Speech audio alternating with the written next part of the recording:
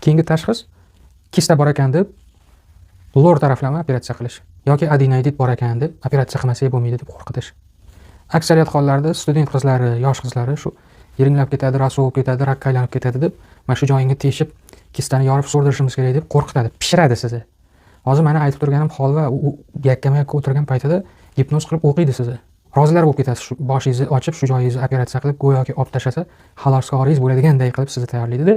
Ota-onangizga borib aytasiz, u 8-9 millionni plastikka tashlab bersa, qo'raman xudo xolasa, ko'rmaganda otdek bo'lib ketasiz deb, ana shunaqa qilib sizni loh qilib, asli bor narsami, yo'q narsami, bor bo'lgan taqdirda ham operatsiyalikmi, unday darajami, hali konservativ lecheniya qilmadik. Shunaqa joylarni aytib o'tirmaydi, ochamiz deydi. Teshib, shu bitta ochib yopsa, uniki hisobda u oladi-da sizdan keyin dolyani. Ana